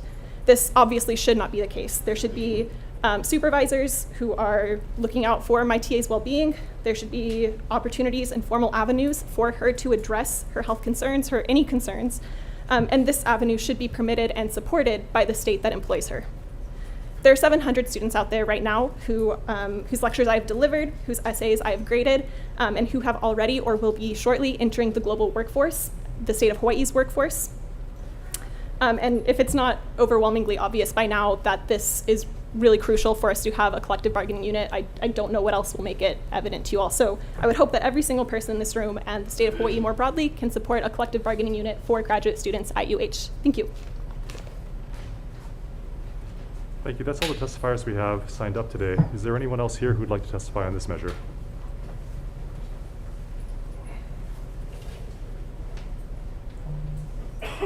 Hi, good morning, Chair. Sarah Beamer with UHPA. We did submit written testimony, but I just wanted to come and stand on a written testimony in support. Thank you. Thank you. Anyone else here? Sergio?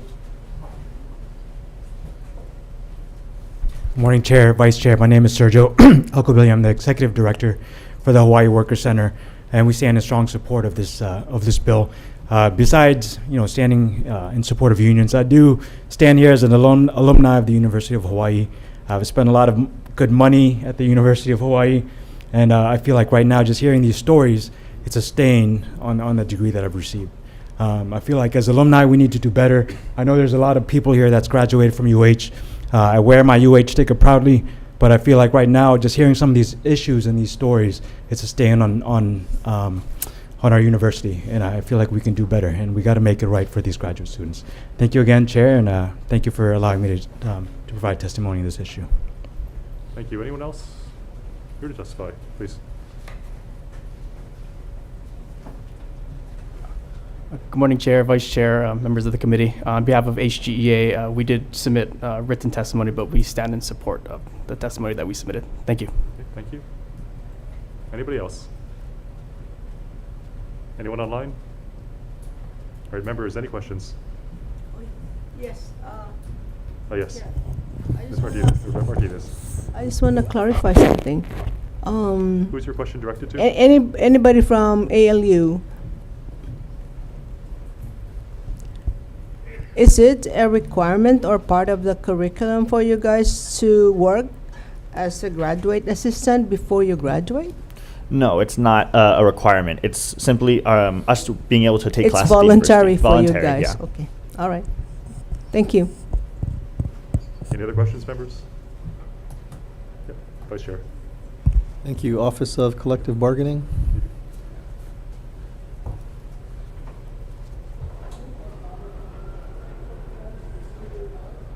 Hi, good morning. Hi there, good Brenna morning. Hashimoto here. Thank you for being here. Does the Office of Collective Bargaining and/or DHERD currently have the resources to support the state in any negotiations with the Bargain Unit 16 if it were created? Currently, the Office of Collective Bargaining resides under the Office of the Governor, and by default, because there is no chief negotiator, I'm currently serving in that capacity. However, DHERD is not staffed to support collective bargaining in general, although the staff does take on that role just out of necessity. So no, there's not currently a dedicated staff to address collective bargaining for 16 bargaining units. Okay, so that being the case, how many FTEs do you think you would need to serve this function? I can't say for sure, but just based on my experience, it's probably several, and certainly a chief negotiator would be a step in the right direction. Thank you. You can stay up there. We heard testimony about, that this collective bargaining unit was to address some of their grievances. Is there a way right now for they can, file grievances that will actually go somewhere?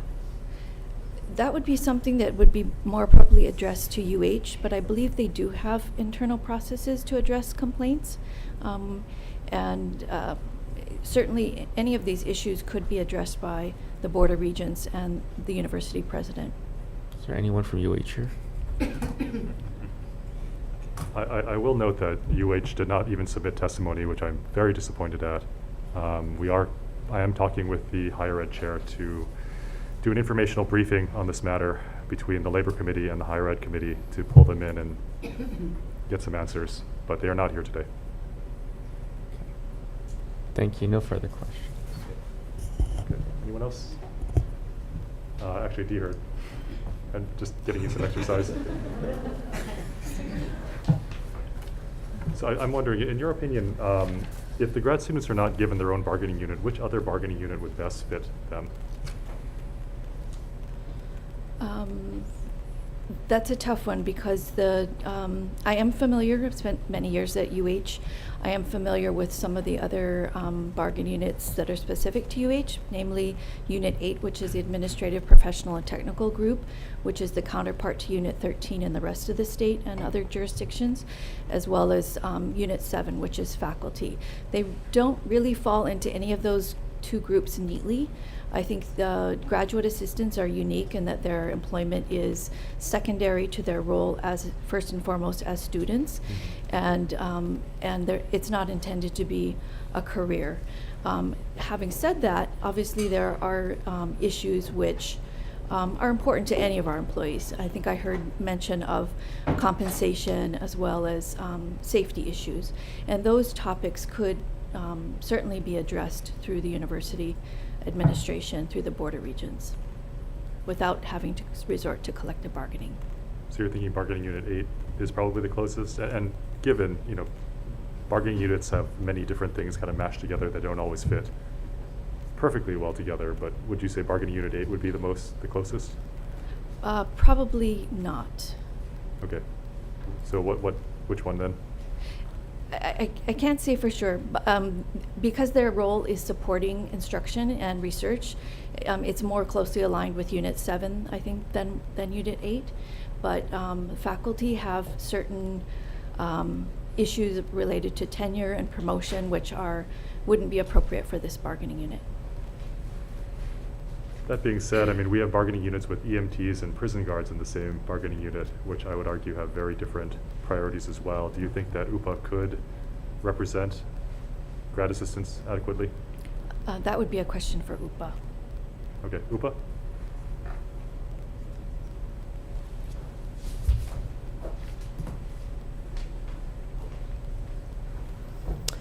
I think one of the concerns that we have is that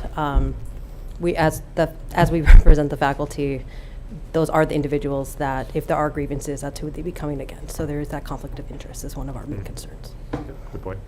So what would you think they belong in? That I don't know. Okay, if you guys could get back to me later. I don't want to put you too on the spot, but. We can look into it more. Yeah, please. Thank you.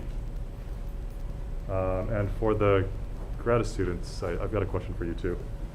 You mentioned that in August you were given pay raise and sick leave. Can you expand a little bit on that? What exactly were you given? Sure.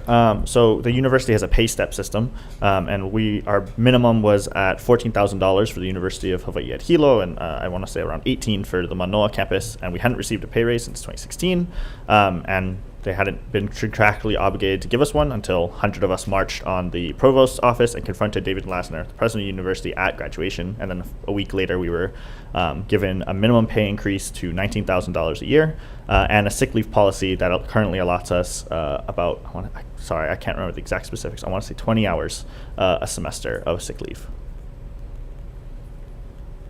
Okay, so you're at 19 up from 18? Yeah. Okay. And it just increased the minimum step. So it, our coworkers at the University of Hilo were making $14,000, and so it created pay equity between the two campuses and created a minimum that they of 19 that they were no longer able to go below.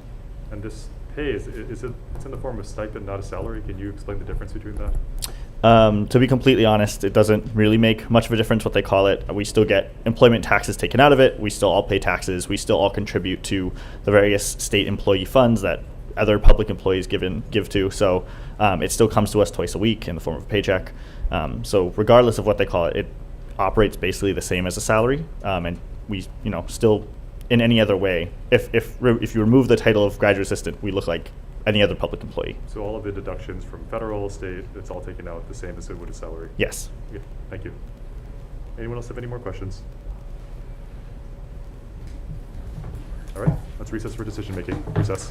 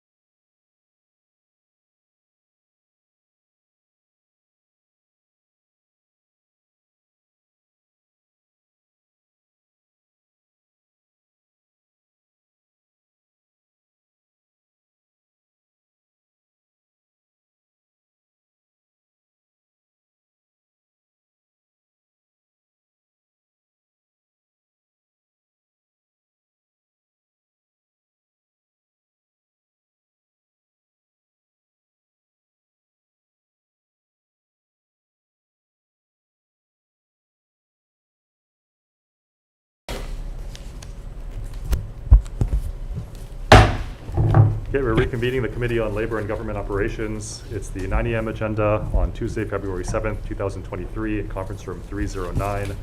We will be voting on the measures before us. First up, we've got HB 77 relating to teachers. Members, I'm going to be defecting. The chair's recommendation is to defect the date to June 30th, 3000. I will also be noting in the committee report that the bill's introducer is trying to reconcile this issue with AGs and HSTA, so this bill may not be necessary. If that can occur, we will see. Any members, any comments? Okay, Vice Chair with the vote. Okay, thank you, Chair. Members, we're voting on House Bill 77. The recommendation is to pass with amendments. Chair and Vice Chair vote aye. Representative Capella? Aye. Representative Martinez? Aye. Representative Sayama? Aye. Representative Tam? Aye.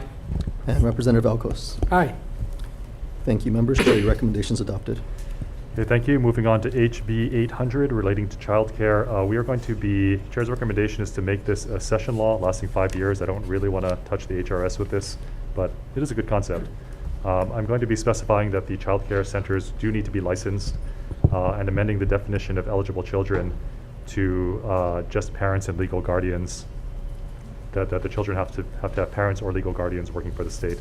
I felt it was a little too broad, including aunties and uncles and relatives as well. We will be specifying that the child care center in the bill will accept children from 0 to the time they enter kindergarten, and blanking the appropriations, defecting the date to June 30th, 3000, and some other technical non-substantive amendments. Members, any comments? Okay, Vice Chair with the vote. Okay, thank you, Chair. Members voting on House Bill 800. The Chair's recommendation is to pass with amendments, noting the presence of all members. Anyone voting nay? Anyone voting with reservations? Okay, all members vote aye. Chair, your recommendation is adopted. Okay, thank you, members. Moving on to HB 875 relating to education. This is the teacher apprenticeship program. I note that the point of this bill is to get a program for federal funding for for student teachers in kind of their last semester in the classroom, where they're still students but they're not really getting paid. This is to get them some form of compensation as well as they're taking that last semester in the class. We will be blanking the appropriations for further discussion and defecting the date to June 30th, 3000. And I will be noting the federal funding point in the committee report. Members, any comments? Okay, Vice Chair, have the vote. Okay, thank you, Chair. Members voting on House Bill 875. The Chair's recommendation is to pass with amendments. Again, noting the presence of all members. Anyone voting no? Anyone voting with reservations? All members vote aye. Chair, your recommendation is adopted. Thank you, members. Moving on to HB 977 relating to purchases of health and human services. I note this is more of a housekeeping amendment. We will be defecting the date to June 30th, 3000 to encourage further discussion on the matter. Members, any comments? Okay, seeing none, Vice Chair for the vote. Thank you, Chair. Members voting on House Bill 977. The Chair's recommendation is to pass with amendments, noting the presence of all members. Anyone voting no? Anyone voting with reservations? Chair, all members vote aye. Your recommendation is adopted. Thank you. Moving on to HB 978 relating to purchases of health and human services. Again, we will just be defecting the date to June 30th, 3000 to encourage further discussion on the matter. Members, any comments? Okay, seeing none, Vice Chair for the vote. Okay, thank you, Chair. Members voting on House Bill 978. The Chair's recommendation is to pass with amendments. Again, noting the presence of all members. Anyone voting no? Anyone voting with reservations? Chair, all members vote aye. Your recommendation is adopted. Okay, thank you, members. Moving on to HB 1206 relating to a state permitting office. I really like this idea. We will be accepting the both DAG's recommendations to one, require counties to issue a certificate of occupancy upon certain requirements being met by the state, and two, requiring the counties to allow these state exempted projects to connect to all required services, including but not limited to water, stormwater, trash, and other county services. We'll be putting the exact language in the bill, defecting the date to June 30th, 3000, and blanking the appropriations amounts. Members, any questions or comments? If not, Vice Chair for the vote. Okay, thank you, Chair. Members voting on House Bill 1206. The Chair's recommendation is to pass with amendments, noting the presence of all members. Anyone voting no? Anyone voting with reservations? Chair, all members vote aye. Your recommendation is adopted. Thank you, members. Moving on to HB 1363 relating to taxation. This is the surcharge on the state tax. We will be defecting the date to June 30th, 3000, again to encourage further discussion. I will be deleting the ability to change the surcharge rate for the counties that established the surcharge prior to March 31st, 2019 on page 7 out of concerns that it will require fairly extensive edits if that were to happen. But we will be leaving it to the next committee to determine whether to put that back. We will be adding the contents of the term infrastructure on page 10 to section G, subsection G1 instead for clarity's sake, and technical non-substantive amendments. Members, any questions or comments? Okay, seeing none, Vice Chair for the vote. Okay, thank you, Chair. Members voting on House Bill 1363, the Chair's recommendation is to pass with amendments, noting the presence of all members. Anyone voting no? Anyone voting with reservations? Chair, all members vote aye. Your recommendation is adopted. Okay, moving on to HB 1409 relating to employee benefits. This is the TDI bill. The introducer has a number, or has been working on this bill and has suggested a number of amendments which we will be adopting. We will be striking sections 2, 3, 4, and 5. We're going to be moving the definition of kangaroo care to HRS 398-3F. We're going to be amending this section, we're going to be amending language in section 6. I'm not going to read it all, it's a lot. But we will be amending the language in section 6 to address employees who suffer from total inability to perform duties. And in section 7, subsection B, we're going to be substituting family leave for subsection A, B, and C, and family leave. Defecting the date to June 30th, 3000, and technical non-substantive amendments. Members, any questions or comments? Okay, seeing none, Vice Chair for the vote. Thank you, Chair. Members voting on House Bill 1409, the Chair's recommendation is to pass with amendments, noting the presence of all members. Anyone voting no? Anyone voting with reservations? Chair, all members vote aye. Your recommendation is adopted. Okay, thank you, members. Moving on to HB 163 relating to collective bargaining. We are going to be adding language that repricing requests can only be submitted once per occupation in any 18-month period, defecting the date to June 30th, 3000. And I do also want to note in the committee report and possibly make corrections in the bill too, to specify that this is per occupation, not per bargaining unit. Members, any questions or comments? Okay, Vice Chair with the vote. Thank you, Chair. Members voting on House Bill 163, the Chair's recommendation is to pass with amendments, noting the presence of all members. Anyone voting no? Anyone voting with reservations? Chair, all members vote aye. Your recommendation is adopted. Okay, thank you. HB 164 relating to professional license fee renewals, defecting the date to June 30th, 3000 again to encourage further discussion. We're also going to be amending this to add a payback provision for the employee that receives this benefit to pay back a proportional amount of the license if they were to leave before the license, leave their position before the license, or leave employment to the state before the license expires. Or I should say leave a position where the license is no longer useful. So, for example, if a person gets a 2-year license and they leave the state, after 1 year, they'll have to pay back half of the license that they're taking with them. Members, any questions or comments? Okay, seeing none, Vice Chair for the vote. Okay, thank you, Chair. Members voting on House Bill 164, the Chair's recommendation is to pass with amendments, noting the presence of all members. Anyone voting no? Anyone voting with reservations? Chair, all members vote aye. Your recommendation is adopted. Okay, thank you, members. Moving on to HB 165 relating to internal complaint procedures. We'll just be defecting the date to June 30th, 3000. Members, any questions or comments? Okay. Seeing none, Vice Chair for the vote. Thank you, Chair. Members voting on House Bill 165, the Chair's recommendation is to pass with amendments, noting the presence of all members. Anyone voting no? Anyone voting with reservations? Chair, all members vote aye. Your recommendation is adopted. Thank you, members. Next up, HB 167 relating to wages. We are going to be deferring this bill for DM to a later date, although I do expect to vote on this, to allow us to vote on this measure probably sometime next week to allow some of the relevant parties to work out some issues. HB 187 relating to renewable energy. We are going to be Chair's recommendation is to adopt the OIP amendment regarding the reference to Chapter 91 to blank the megawatt amount to encourage further discussion for the testimony. I also want to adopt the second PRP suggested amendment to better define prevailing wage, defecting the date to June 30th, 3000, and I will be noting, and technical non-substantive amendments. I will be noting in the committee report DLIR's request for extra staffing, but I will let the next committee deal with that. Members, any questions or comments?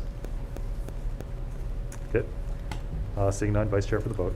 Thank you, Chair. Members voting on House Bill 187, the Chair's recommendation is to pass with amendments, noting the presence of all members. Anyone voting no?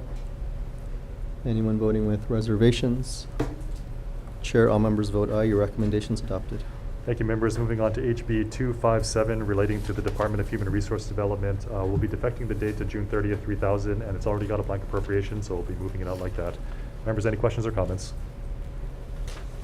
Okay, Vice Chair for the vote. Thank you, Chair. Members voting on House Bill 257, the Chair's recommendation is to pass with amendments, noting the presence of all members. Anyone voting no? Anyone voting with reservations? Chair, all members vote aye. Your recommendation is adopted. Okay, thank you, members. Moving on to HB 302 relating to workforce development. We're going to be defecting the date to June 30th, 3000, and I'm noting that there's already a blank appropriation, so no need to touch that. Members, any questions or comments? Okay, if not, Vice Chair for the vote. Thank you, Chair. Members voting on House Bill 302, the Chair's recommendation is to pass with amendments, noting the presence of all members. Anyone voting no? Anyone voting with reservations? Chair, all members vote aye. Your recommendation is adopted.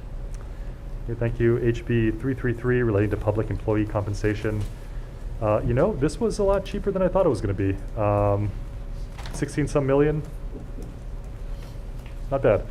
We're going to be defecting the date to June 30th, 3000. Members, any questions or comments? Okay, I just want to make a brief comment because when I started off as a public school teacher, I didn't get paid for the first month that I was working, and I had bills to pay. I had rent, I had food, I had a lot of other things to buy. It seems like for this price tag, it would be a huge benefit to recruiting new state employees by paying them immediately for the work that they're doing. So I'm hoping that we can move this along. I do like this bill. All right, defect the date to June 30th, 3000. No questions or comments. Vice Chair for the vote. Thank you, Chair. Members voting on House Bill 333, the Chair's recommendation is to pass with amendments, noting the presence of all members. Anyone voting no? Anyone voting with reservations?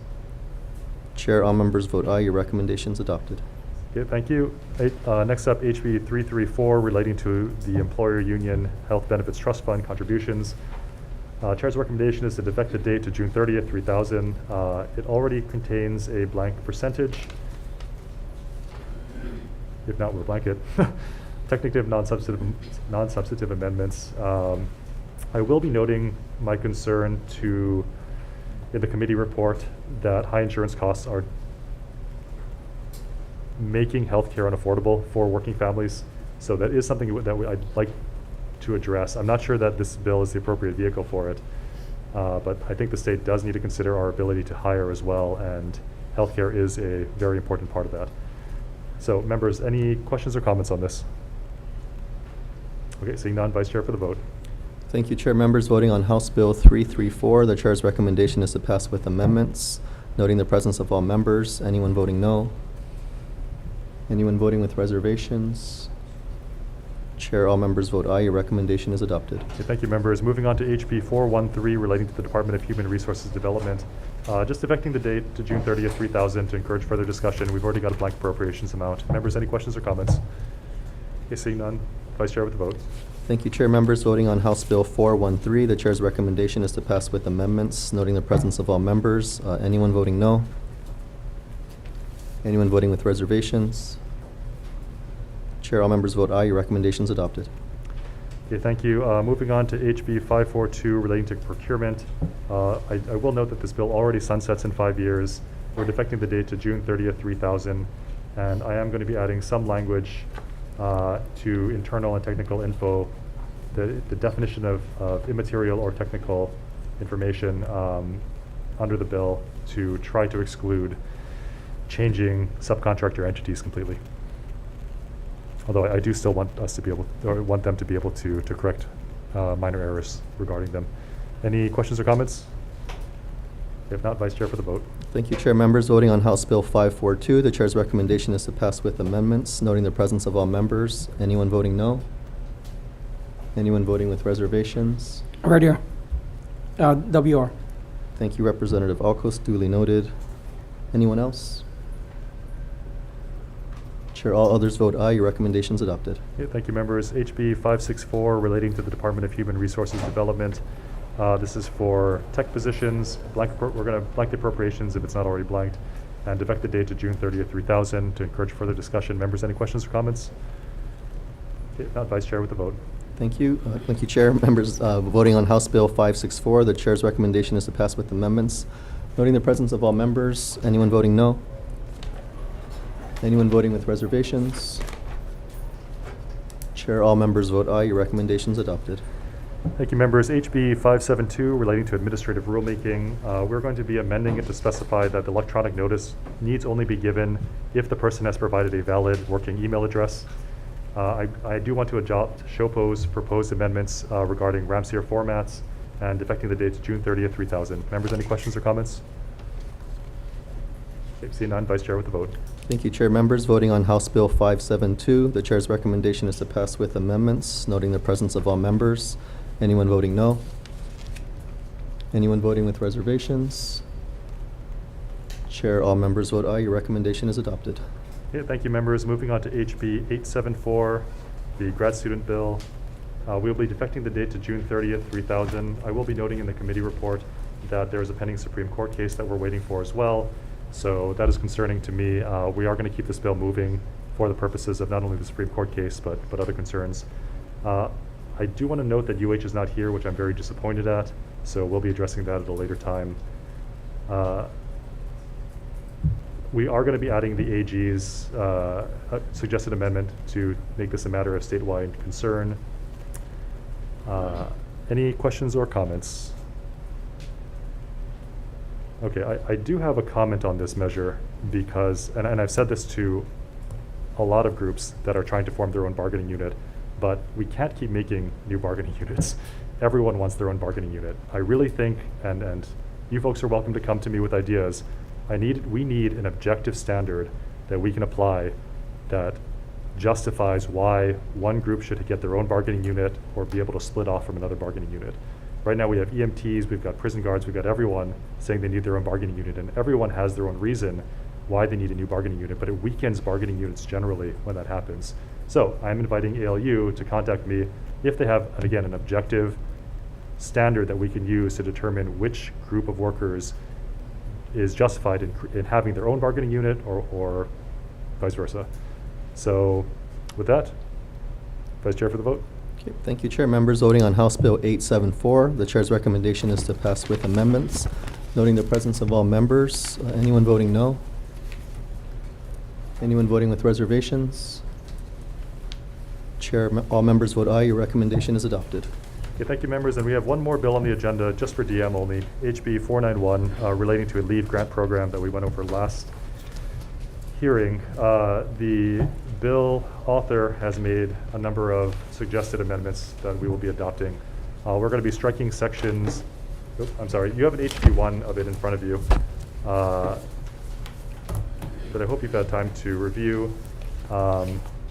We've added, or she's added standards per the AG's office. Pilot program language for a two-year pilot program, language to make the program reimbursable. Grant recipients must be compliant with the Hawaii Compliance Express, and we're blanking appropriations for administrative and personal expenses, defecting the date to June 30th, 3000. And anything else I missed in the HD? Anyone have any questions or comments? Just a quick comment. Yep, Dr. Capella. I appreciate the intent of the bill. However, if we, by passing this, we would be the only state in the nation that has ever passed a bill to subsidize sick or family leave for a small business. And I feel like I know we're taking up the issue of sick leave, but Hawaii's workers also need at least 16 weeks of paid family leave as well. And I feel like those are some things that we need to focus on as well. Thank you. So I will be voting with reservations. Okay, thank you, members. Any other comments or questions? Rep. Tam. Question for the chair. Did we take out the preference for nonprofits in here? Or is it yes, still we did. Okay. I think that was per AG's concerns as well. But the preference for nonprofits had a lot of concerns on whether we could even do that. Yeah, that was my question. Yeah, too. that was taken out. Okay. All right. That's all. Thank you. Any other questions for the chair or otherwise? Okay. Vice Chair with the vote. Thank you, Chair. Members voting on House Bill 491, the Chair's recommendation is to pass with amendments. Noting the presence of all members, anyone voting no? Noting Representative Capella's aye with reservations. Anyone else with reservations? Chair, all other members vote aye. Your recommendation is adopted. Okay, thank you, members. We are adjourned.